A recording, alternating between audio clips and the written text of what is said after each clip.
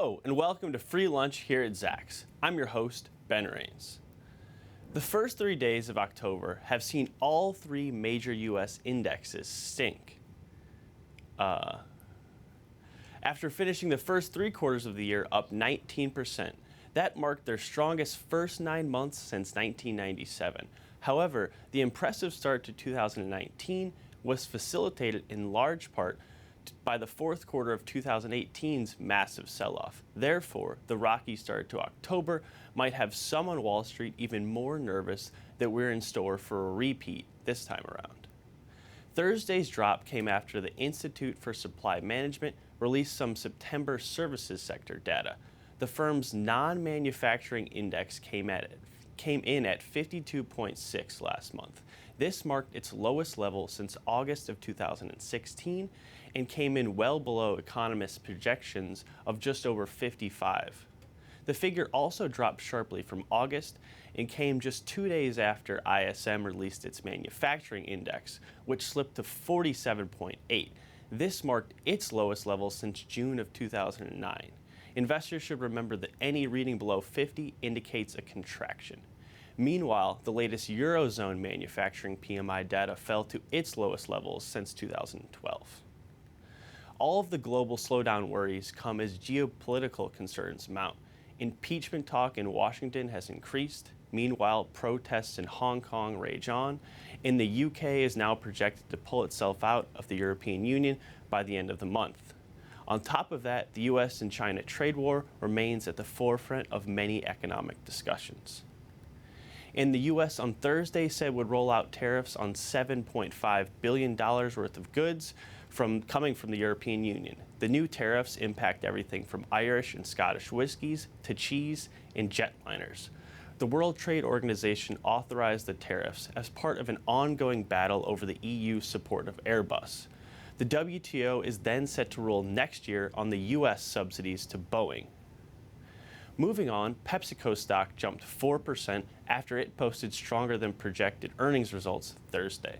At the same time, Constellation Brands, which brews Corona, other imports, and more, tumbled over 6% after it swung to a loss. This, however, was mostly due to charges related to its $4 billion investment in Canadian marijuana company Canopy Grow. On top of that, Tesla stock fell over 6% after its deliveries fell short of Wall Street estimates. The drop came despite the fact that Elon Musk's company delivered 97,000 vehicles during the quarter, which marked a new company record. Looking ahead, Costco is set to report its quarterly results after the closing bell Thursday. Shares of Cost are up just over 40% in 2019 as the big box retailer, along with rivals Walmart and Target, prove they can thrive in the Amazon age. And that does it for the news portion of Free Lunch, but stick around for today's new Zacks Rank #1 strong by stock.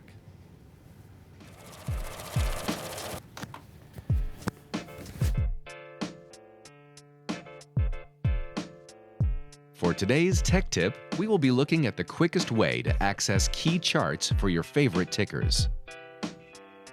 Pull up any quote landing page on Zacks.com. Scroll down, and on the left-hand side, you will see the Charts tab. One of our favorite charts is the Price, Consensus, and EPS Surprise chart.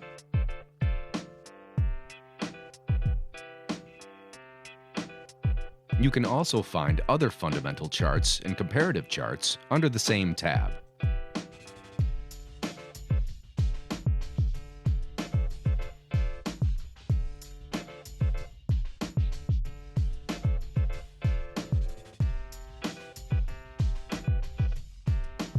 Have a question about using Zacks.com?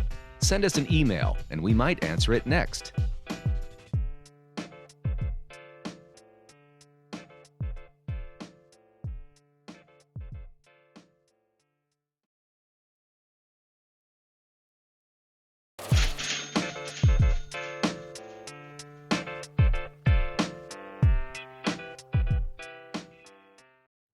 Hello, and welcome back to Free Lunch.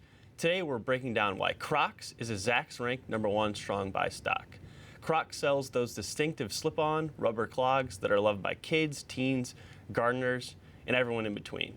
we don't really need to dive into too much more about the company since a lot of you know what it is already, but we're going to now just take a look at some of the metrics. So as always, I like to start with just a quick look at a company's website, just for anyone who doesn't know exactly what the company does. Crocs, as I said, sells those distinctive rubber, colorful clogs. So we'll look.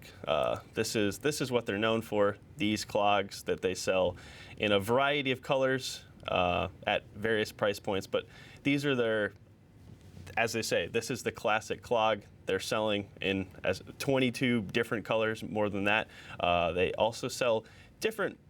They sell boots for women. So as I said, they're not just that standard clog company. So this is an expanding business from what most people just think of as this one clog they sell. But overall, the company has really expanded, and they've done various partnerships with celebrities that have sold out in minutes. So the company is certainly one to consider at the moment. So now we're going to take a look at how the stock has done. This is over the last year. We can see that Crocs, which trades under the ticker CROX, is up roughly 45% over the last year, even though it's been a little up and down. So if we look at the last 6 months, we'll see that it had a big drop off. This is most likely right after first quarter earnings.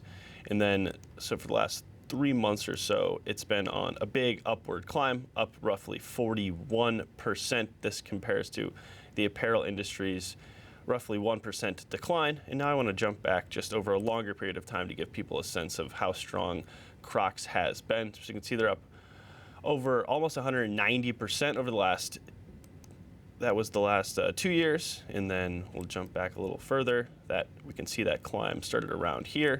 And then just to give people more of a sense of what's going on, yeah, we can see that they were trading below their industry's average for quite some time over this 2-year stretch, and then right around halfway through 2017, they went on a massive upward climb. And we can see, as we mentioned, you can see this big drop off, and it's pulled back up since. So that is a good sign for the company. And now I want to take a look at some of its estimates to give people a sense of why Crocs looks so strong right now. So right now, its third quarter revenues are supposed to jump roughly 15.6% to just over $300 million. And then we have we're calling for a massive 485.7% earnings jump from just 7 cents per share to 41 cents per share. So that's a big climb here.